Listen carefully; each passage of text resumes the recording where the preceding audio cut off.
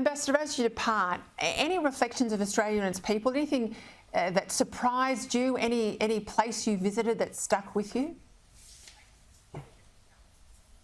Well, no, frankly speaking, this is an assignment I have long wanted.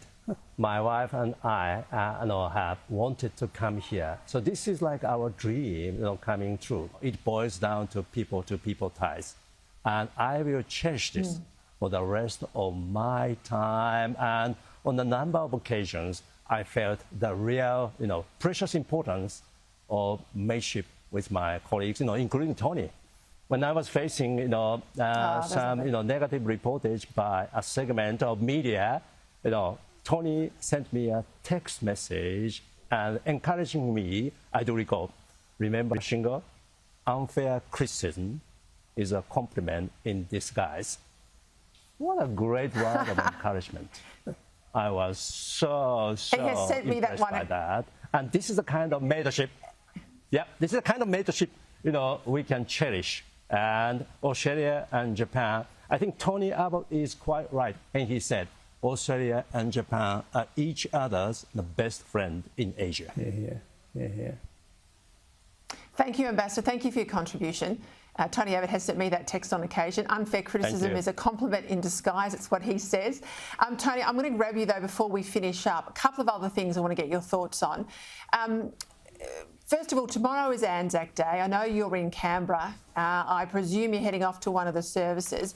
You were there on the Gallipoli Peninsula for the centenary of Anzac a few years back as Prime Minister. What's this day mean to you, and what do you think it means to Australians? The chance to be there and to speak for Australia on that centenary day was one of the great honours of my life. Anzac Day, I think, is the highlight of our civic calendar because it commemorates the greatest gift that anyone can give to their country, that is duty and service, if necessary, unto death. Now, some 100,000 Australians have given their lives for our country. We must always remember their sacrifice, and we must always be doing our best to serve our country to the full. Hopefully, it will never come to war again, but we will only deter aggression through strength, not through weakness, and we will only be prepared to serve our country if we believe in it. And I think they're the things we remember on Anzac Day. We remember the sacrifice of our forebears, we remember the great strengths of our country, and we renew our determination to build on them. Just on that point about believing in our country, there's the real sense we're being ripped apart by this debate over the voice. The submissions closed on Friday. I mean, I think a criminally short time for Australians to look at this legislation, debate this huge constitutional change and put a submission in. You were one of the people that did put a submission in. We saw the Solicitor General's advice land on Friday as well. It's only the advice they're showing us. It's not all the advice he's put in. Has that advice changed your mind, and what did your submission have to say? Look, that advice has given me no confidence whatsoever.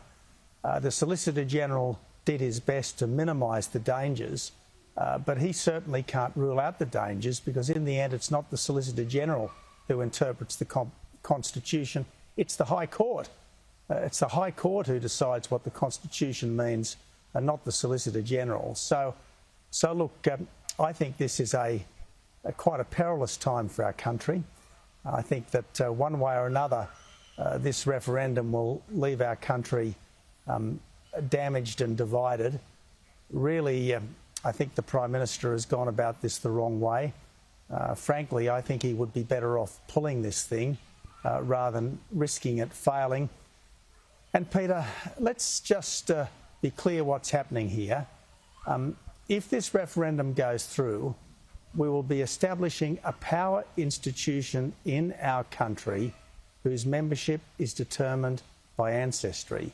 It will be a local version of the House of Lords. Now, the last time anyone in this country tried to establish a hereditary institution, It was in the 1850s, and it was William Charles Wentworth, and that was laughed out of existence as creating a bunyip aristocracy. All I can say is how times have changed, and frankly, the sooner we get back to treating everyone as equal, regardless of ancestry, regardless of religion, regardless of gender, the better for all of us. Tony Abbott, I'll leave it there. Thank you for your time, and thank you too to the Ambassador. Thank you.